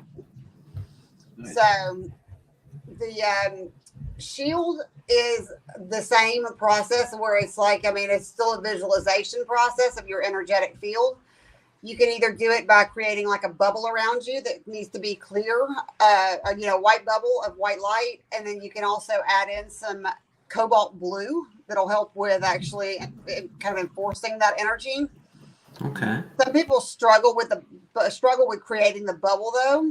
And you can actually do it in the shower, where when you're in the shower, you can picture it like a waterfall of white and cobalt blue water flowing over your head. Well, and it's literally encasing your body in that energy at that point, so that you actually are completely being surrounded by that energetic shield. So I've never heard that. That's so cool. I like that. I like the way that you explain things. I can definitely see why you're a teacher. and then my That's favorite a is great I one. use the tornado. So my energy, the one that I connect with, is I actually use a tornado. So I will put a white light and a blue and a cobalt blue tornado around me because it's erratic and crazy energy. And so if anything gets too close to me, they have no guarantees as to when they're not going to get hit. I've never done a tornado. I've done mirrors. I've done brick walls. I've done all sorts of stuff. I like that. Does that take more? Does it take more energy to create that tornado? Not for me, because it's one that that resonated with me. Okay. So it absolutely didn't cause anything with mine, but it was something that just really connected with me, and I was able to do it rather easy. So, okay. But the biggest message I would always say about grounding is that trees don't walk. So make sure that you're sitting down with your feet flat on the ground, or make sure that you are standing still. So unless you've seen trees running across a yard. If you see trees running across the yard, you may want to check the brownie you just ate. Right. Well, I was going to say, I mean, I have, but it was not under a regular influence at that point. So, How do those influences affect like the perception of the paranormal? It really depends. I mean, obviously, we've all heard of, like, Indians and peyote and all these other things that they'll have where they actually use those to connect into the spirit realm. And I think that it can enhance them and connect connect it with it easier. But I think also it can also reduce your ability to understand what you're doing at the time. So you have to be super cautious about how you do that, because a lot of times it can get you into a sling or into a situation that can get you into a lot of trouble. So yeah, that I can see that too. Right. So, and that's why, it was not the safest move I could have ever made, when I was doing the drunk readings on the back porch. But that's connecting the spirit intoxicated is usually not a good thing, or a safe thing, I should say. Right. There's one psychic medium that I met. He said that he would smoke marijuana before readings because it helped him connect the spirit. And that one, and I've seen a lot of them that will do that. And the biggest thing with that one is that they need something to help them with their anxiety level. They need something to kind of help them to kind of because it will calm your mind to take you in that state of, to be able to read. And honestly, I mean, more than anything, if you're feeling like you need to smoke to be able to be taken into that state, you probably should just ground your energy, and then it would actually take care of itself. Oh, that makes sense. And I want to say hello, Jean Jerome. Thank you so much. Thank you. It's funny that you kind of say that though, because before I learned I was an empath, I was a pretty heavy drinker. I would party quite often. Yes. And I didn't really realize, like, I was trying to block something out. Absolutely. And once I learned I was an empath, like, I just now, like, I'll have like a bourbon while I barbecue, and I can like enjoy it, and I don't have to like drink to get drunk, and everything like that. So it's definitely, once you get more comfortable within yourself and you learn more. I don't know, for me it was. Yeah, well, a lot of times the problem is that people are getting affected by spiritual energy that have gifts, and they don't know how they may either not recognize that that's what they're experiencing, or they don't know how to control it. And so then all of a sudden they feel like they're, having high anxiety levels. Their moods are all over the place.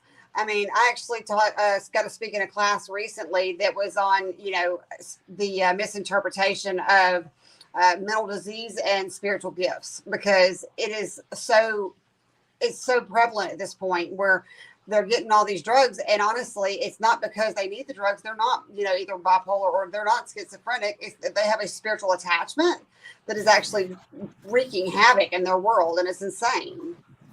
So how do you make that distinction?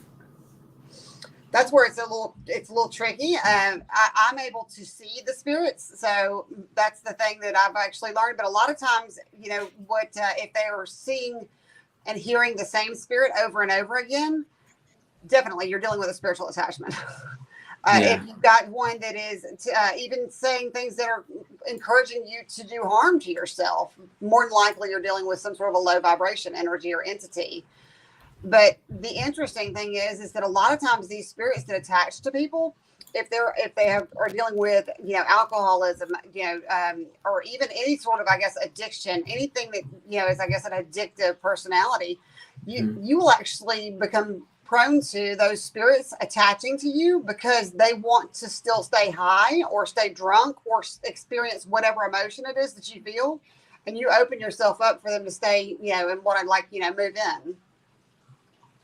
And so it makes it really tough to pull them off of them. How can somebody learn that they have an attachment like that? Generally, it's, I guess, I mean, that's a hard one for me to answer, just for the simple fact that I guess because a lot of times they come to me and I'll help them with deciphering what it is that they're dealing with, because deciphering spiritual energy is like its own ball of wax. But a lot of times what I would say is if you will get real comfortable with your energy and be very comfortable with understanding your energetic field, and then start to try to take what I call psychic breaths, where you will take a deep breath in and and try to feel your energy field, like going all the way in and then taking a deep breath out and then pushing it out. And do you feel any areas of your energy field that feel different? Okay. But a lot of times, most people actually are unaware of is that we all have experienced some sort of a psychic attack or spiritual entity that's attached to us at some point or another. It's just, have we released it, and how do we release it so that it doesn't continue to wreak havoc in our life? But if you're going through a lot of cycles in life, where you're constantly going through these different cycles and you constantly find yourself in these, same place over and over again, and you keep getting brought back around to it, you need to look at, some sort of karmic cycles that you're dealing with, or a spiritual attachment, because a lot of times they want to keep you trapped in the same place because it's comfortable for them. Or extreme personality splits. I mean, where all of a sudden you are generally the nicest person in the world, and then all of a sudden you seem like you got to, you want to rip somebody's head off, and it's out of character for your personality. Yeah. Huh. And you see this often, or occasionally, or? No, I see it pretty. I see it more than I would actually. I mean, it's sad, but I'm actually grateful because I have started partnering with several people that are in the therapy field, so that we can actually work together to help with that process. So, I think a lot of times that what happens is that these spirits actually will attach to people during trauma. So the person went through some sort of traumatic event or some sort of, life experience that was either a death, a job loss, whatever it may be, but it was something that caused them a lot of emotional grief or stress. And that's when it's quick for those attachments to actually draw to someone and attach to them at that time, because we have cracks or fractures that will happen within our auric field that gives them an opening to kind of stick their foot in and jump on you. Do you think that there's moments of high stress where something could attach to it and also bring up past traumas? Absolutely. That's wild. Absolutely. So how do you tell the difference, That's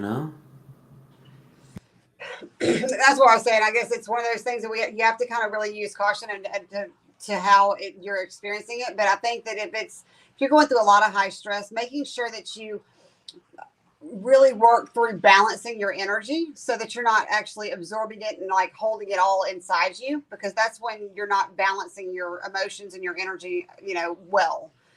But if you'll work really hard that as you're going through a lot of stressful stuff, to find ways to find balance so that you don't allow that situation to absorb you, because emotional imbalance or, high stress situations, trauma, all those things have really been a lot of what I find trigger even paranormal experiences, because I agree with that 100%.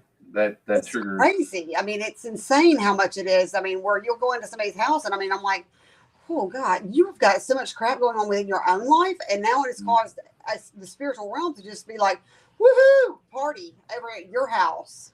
That's kind of what happened to me. My growing in the up, kitchen. It was a perfect storm. That's what I call it. we were just the perfect storm. The situation with the family and what we had going on personally, and we moved into a place where there was spirit activity, and it's just like our family drama, I guess, kind of fed the fuel, It fed the does. fire. And Absolutely. Well, Sean, you even had that one experience in the kitchen with like dishes being thrown or whatever. Or like some poltergeist type activity. Yeah, almost like a yelling thing, or no? So someone was yelling in your family, or oh story? no, so no, that was something different. That was Katie, my wife. She was just like, we had like a really stressful day with the kids, and she Right. just like yelled, shriek like and then she like literally a clock like flew off the wall. But that was her energy. That wasn't anything here at our home. I could tell. I was like, oh. That was more of Katie's stronger than she knows, but we kind of. I was about to say that sounds like it's she's got some sort of, I guess, gifts within herself that's projecting that. So I mean, it could probably experience stuff, on a regular basis with stuff moving whenever she's got a lot going on. Definitely. Oh no, at our place growing up, like the things that would happen, like I would go sleep at my sisters and I would all be out. We'd be like at our friends' houses, just out for the night, not come home for the next morning. And my mom would be like, "Why did you come home at 3 a.m. and cook dinner and then leave again?" I was like, "I did not do that. I didn't do that. I would never came home last night, actually, Mom." No. Yeah, stuff like that would happen a lot there. That's just like one of the many. So yeah. Generally, people that have gifts will generally experience a lot in childhood, because it's a lot of times also, I mean, no matter how the situation happens, it's just going to be around us our whole life. I mean, it's going to be things we experience. I mean, I think everyone has experiences at some level, but people that have gifts, it just is always prevalent through their entire lives. And that's why I always find it entertaining when people say, "You should move." And I'm like, that's not going to help. Yeah, no. I mean, every house I've lived in, there's been some sort of a something. So yeah, it doesn't matter where I move. It's not the house. I mean, sometimes it is the house and me, but I mean, yeah. No, we have a resident spirit here in our home. She's fine. Yeah. She's that clown doll is actually from someone's attic where he moved all throughout his life, and every time that he moved with his parents, it's one of my childhood friends, just somehow every house was haunted, and then he got his own house and it's haunted and it's wild, and that's just one of the creepy wind-up dolls that say, "Hey, this keeps going off in your attic. Do you want it? Because like we could just take it on investigations." So that's but it's wild how like things follow, and that like it doesn't help if you move. You have to address it, Yes. And I'm gaining control of it so that it's not, I mean, yeah, because you can still move. I mean, I had one that moved with me a few times. He's gone now, but, and that's okay. I mean, he lived in my shed for a while, but he came from my grandparents after my grandparents had passed, and their home had gotten infested with a large amount of spirits because of it being uninhabited. There was a whole story to it anyways. Mm-hmm. But he got in the car with me, and he was like, "I'm going home with you." And I was like, "What? Why?" And he was like, those people in there are crazy. And I was like, "Oh, okay. Good deal." And he came home with me for a while. It was interesting because I didn't ever know this man. I called my mom, and actually I was like, "This guy's this, and this." And I was like, "This is his person." And she's like, "Yeah, he used to work for us." And I was like, interesting. Well, now he lives in my shed. Well, then how do you help spirits move on or move out? Well, I mean, generally it depends on the situation, but I do believe in crossing them over. I know that there are some spirits or people that don't believe in crossing spirits over. But I think that a lot of times that when they are here, a lot of times they're trapped or they're stuck or there's something going on that they needed to have resolved. Yeah. So helping them to resolve whatever it may be, if it's possible, is going to be the easiest way to help them move on. Yeah. So, just like the house cleansing that I had that, was with one of my students, and before she was even a student, but it was, she had the woman that kept coming back, and the police were showing up at her house in the middle of the night and ringing her doorbell, and they were like, your neighbors are calling the police because they hear you screaming. Are you okay? And she's like, I was asleep. I wasn't screaming. And so she met me by happenstance, and she was like, can you come over to my house? I'm not going to tell you what's going on, but I'd love to hear what, you see. And we got there, and I was like, well, there's a woman underneath this tree that's screaming. I mean, like a banshee. She's upset about she was murdered, and so was her son. And she goes, that's why you're here, because it's happened I've had the police called multiple times, and I don't know what to do for her. So, no one had ever heard her story. And that's honestly all she wanted, was somebody to hear her story. And once her story was told, she crossed over with no problem. Able to cross over. Wow. Yeah. Wow.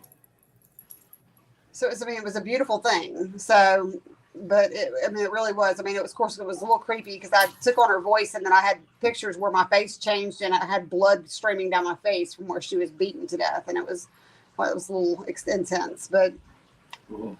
it's still, she was able to be heard, which was fantastic. That's amazing that you're able to do that for spirit. When you cross a spirit over, how do you know when it's done? I watched them. So I'm actually, I generally will see them cross over into that space. Okay. But for some people that may not be able to see, that they do at least have an adept enough ability to kind of, I guess, know what they're doing. You can also you can create another light above yours. So, but we have our own bubble that we have. You can create another light, just put it way up here and send them into that. Okay.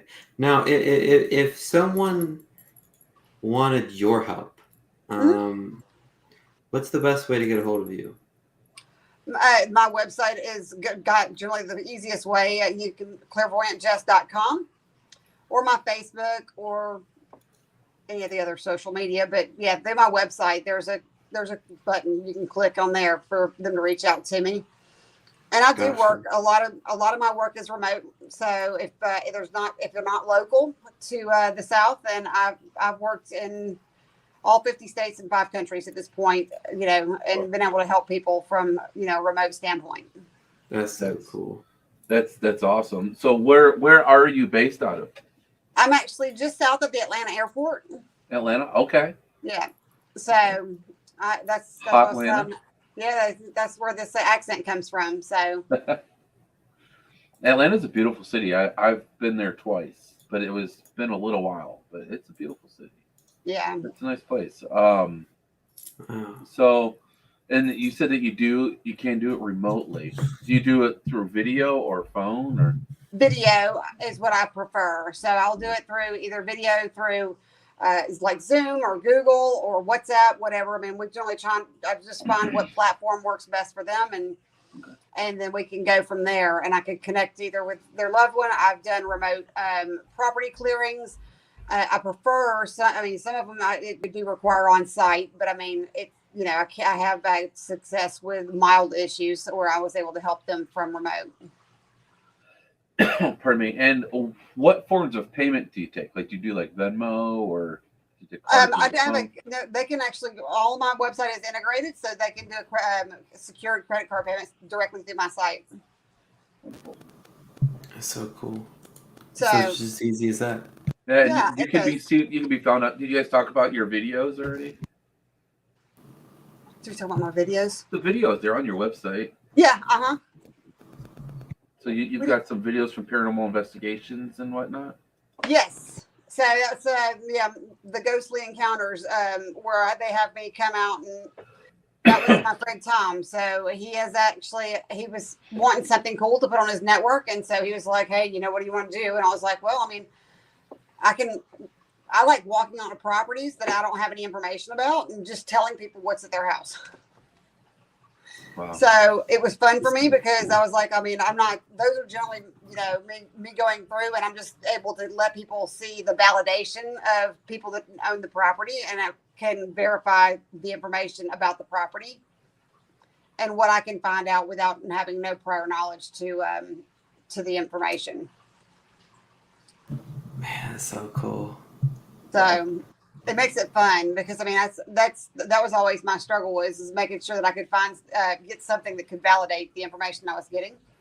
Because all the times I would get like years or dates or different things, and people would be like, I don't know enough about the history, and I was like, so. Now, do you ever like go to the grocery store and you're like, oh, spirit like wants me to give a message to the stranger? Do you ever like? I hear stories of psychics doing that. Yeah.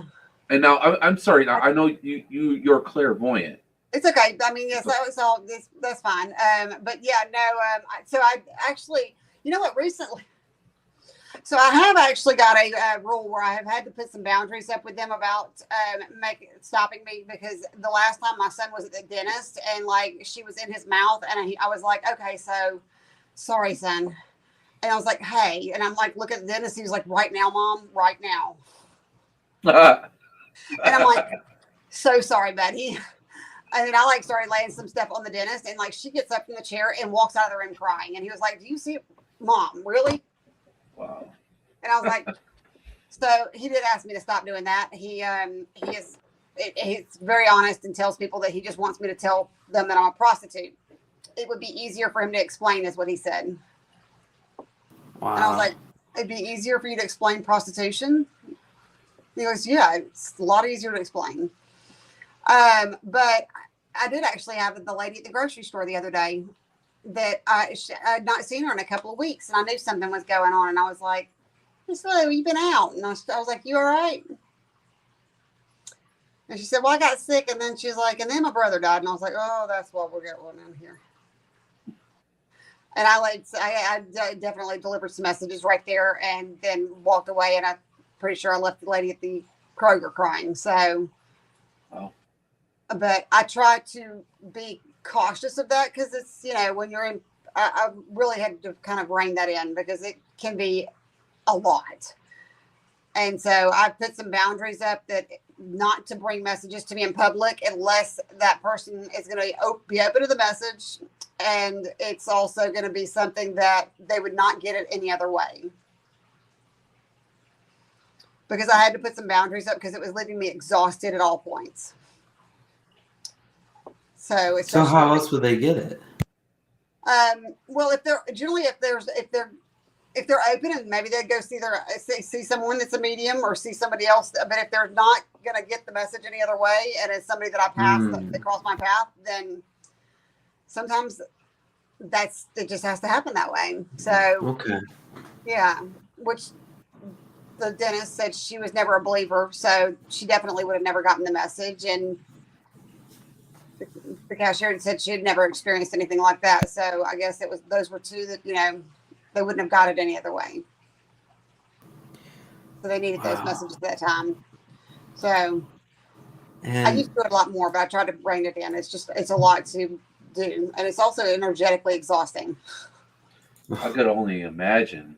Yeah. It's hard just like being an empath, but then also doing what you do and tapping in the spirit and then having spirit. That takes a lot of. It can, and it was funny.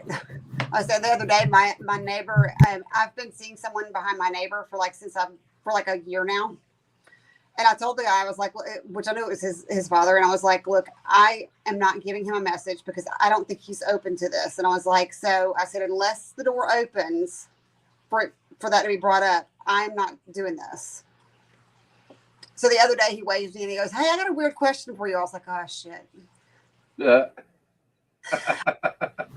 And his was like not even a weird question. It was like something about, my son and his dad and everything else. And I was like, oh, okay. And I was like, but now that you've opened that, I was like, I got something weird for you. Oh my gosh. I was like, there's this man that was following you around. He's been following you around for a while now. And I was like, he didn't know what I do. He had no clue what I do for a career. And I was like, he's been following you around. I said, he was actually laughing his ass off at you the other day when you were mowing the yard. He said, you were so hard-headed. You've always been hard-headed. And he was like, and that you don't listen for nothing. But also he had a heart attack and you didn't get to him in time when he died. And he's just looking at me like,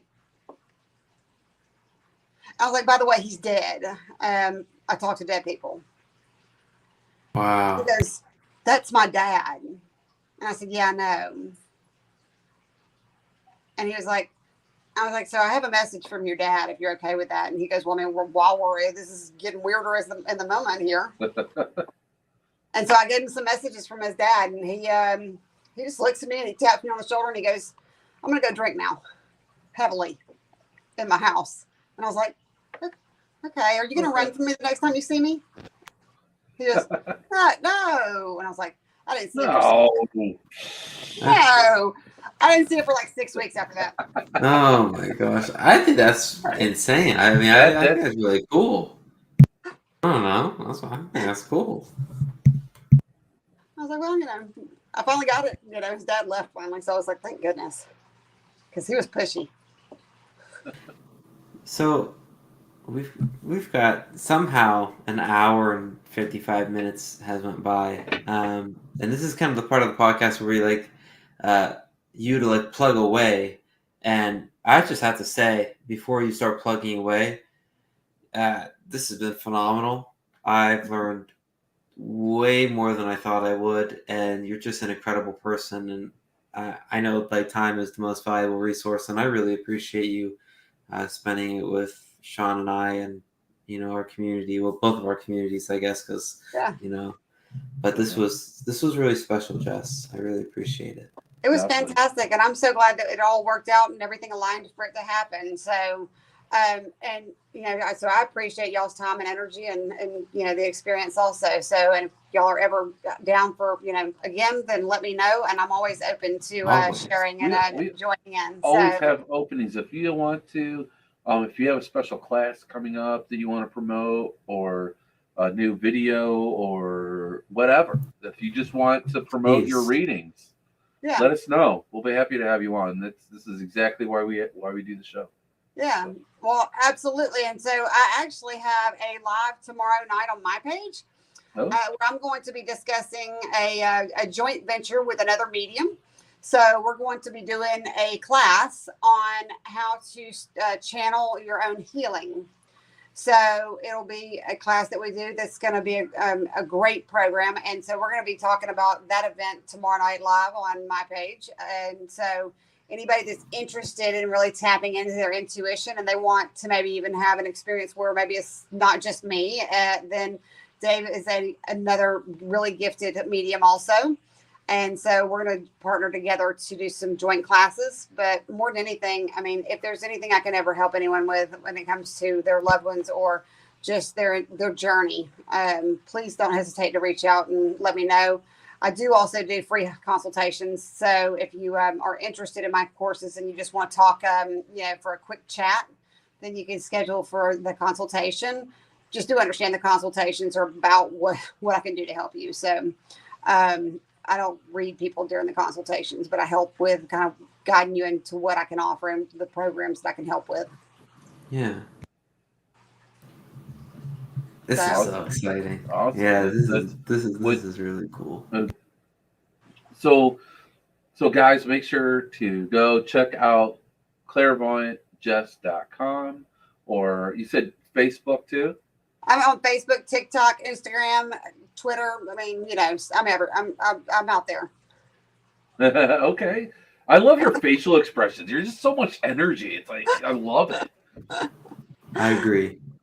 I love it. Like it's like, man, next time I'm like feeling like not motivated, I just want to talk to you because I feel like that I could take, I could borrow, I don't know, somehow exchange some energy or something, because this is amazing. Absolutely. I think we all, lift each other up. Definitely. So Definitely. Well, thank you so much for coming on. I'm sorry I was late. You should be. I'm just kidding.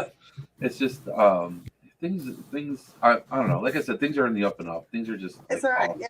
Life. Yeah. So, keep pushing. It's gonna be fine.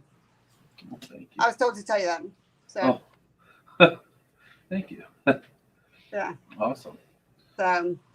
All right. Is there anything else, real quick? We got the live. When can we catch you live tomorrow? Tomorrow it's going to be at well, hold on, let's see here. So it's supposed to be.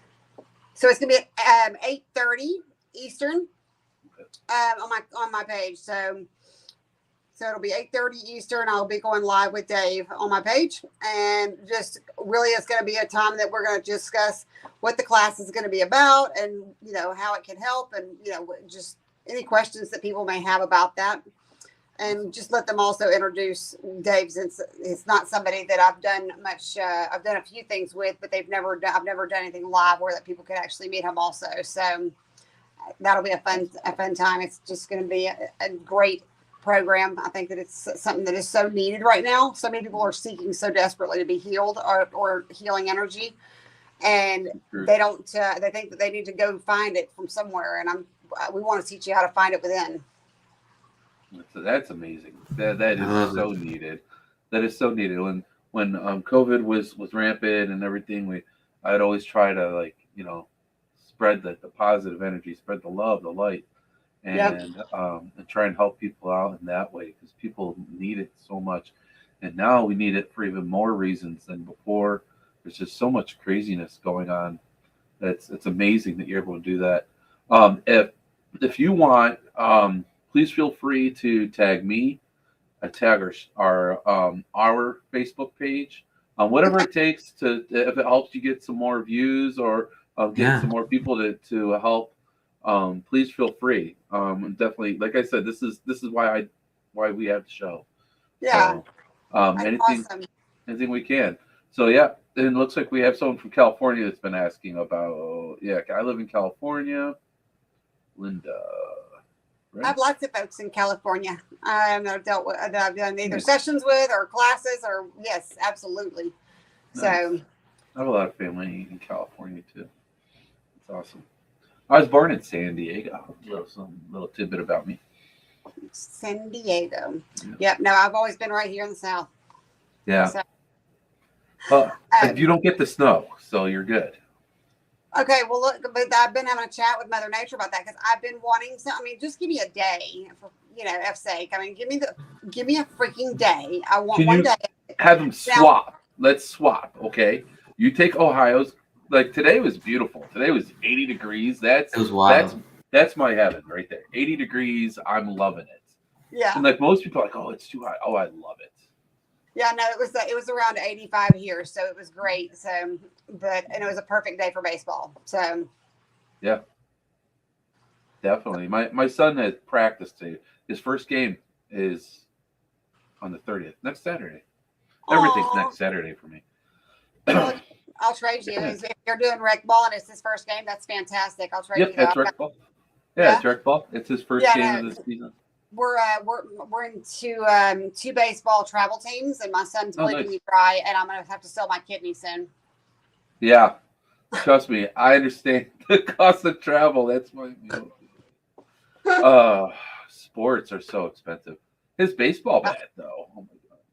Like I never thought a baseball bat cost as much as this baseball bat cost me. Watch Facebook Marketplace. That's what I'm gonna tell you. So, because I mean, that's generally the easiest way to get that stuff. Or Play It Again Sports. Play It Again Sports has been our go-to, but he earned a special bat, so I got him the special DeMarini baseball bat. I got it brand new. I got it brand new actually at Play It Again Sports, but he deserved it. He plays well, so I want to encourage it. That's awesome. That is awesome. So. Well, you guys have a great night, and I hope we'll catch up again soon. And I hope that we can see what we can do to get together and do some other stuff.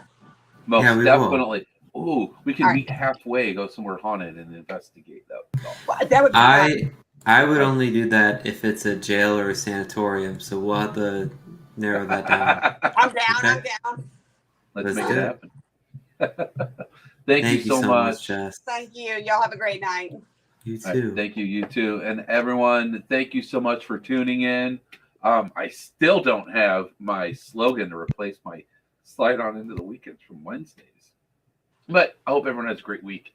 Hope everyone stays safe, stays healthy, and we will see you guys in 2 weeks. Wait, 3 weeks.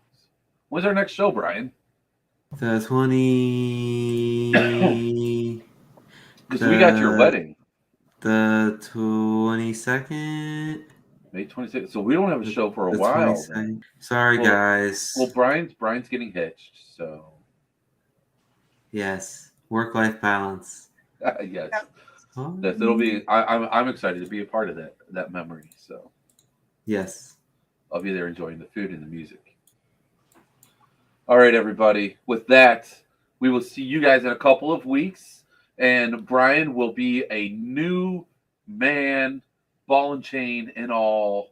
How about glow? I've been there for 15 years this year. It'll be 15 years. Ooh. Yeah. And look at that glow. Oh no! Don't use me right now. My energy's all sorts of fucked up right now. That's hilarious. But yeah. All right, guys.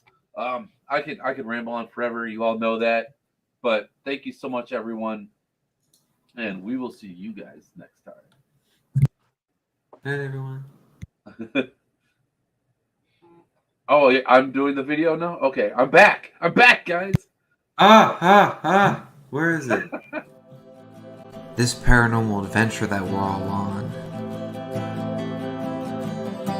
it connects us. This is our paranormal community. This is our paranormal podcast with your host, Shawn Gilmore. He's worked in the paranormal field for 10 years. He was featured on the TV show Paranormal Survivor that airs on Travel Channel. His passion is creating para-unity. With your host, Brian Mersel. He's worked in the paranormal field for 7 years. He leads his own paranormal team. He wants to help people start their paranormal adventure or grow their existing one. This is our paranormal adventure. This is our paranormal community. This is our paranormal podcast. It's about supporting. It's about making para-unity a real thing, because we all need to support each other within our community, and that's what the show has always been about.